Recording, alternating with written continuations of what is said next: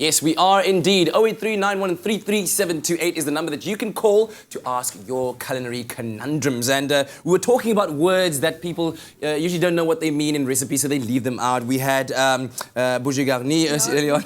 No, it's bouquet garni. And another one that was being asked was gremolata. Gremolata, yes. That you'll find in traditionally served with ossobuco and risotto milanese. But also it goes really well. It goes really well.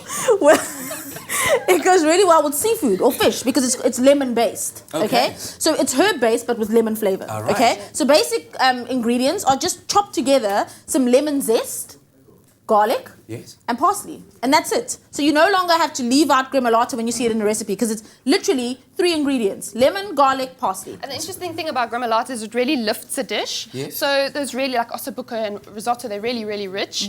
The minute you sprinkle a little bit on that, it just lifts it up. And also actually you can use less salt because the lemon and the garlic and the parsley are so flavorful that you don't need salt. Wow, there we go. I think we just learned 2 other words now, ossobuco and lemongrass mayonnaise. My word. Good grief. Listen, we actually have a caller on the line. I'm loving it. All right, Margriet, good morning to you. Yeah. How are you? Yeah, I'm fine, thank you. Very, very good to have you here this morning. All right, so what's your question? I wanted to ask Zola, if you buy some meat, like a chop or something, there's a stamp on. If you can eat that ink. Because the other day I saw the Afternoon Express guy just put it in and eat it. That's a very good question. That is a very good question. The stamp on the meat is a quality stamp. Yes. Okay, so it grades the meat. Usually you'll find a purple one if you're eating A-grade meat. It is food safe. That's why they use it on the meat. Yes, absolutely, you can eat it as it is. So the Afternoon Express guy didn't do anything wrong. But there are a lot of people who don't like to eat the ink because sometimes eating ink is a little weird. Usually it's on the skin or the film just before the fat in like a lamb chop, and you can usually just coax it off and just peel it off. Yes.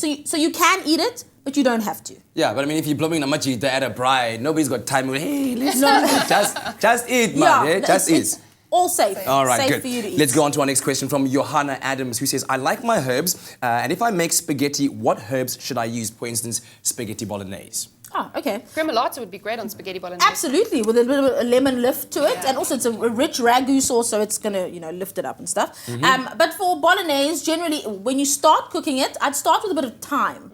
When you saute your onions before you put the beef in, put some thyme in because it's it's a robust herb, so it's gonna need a bit of cooking time.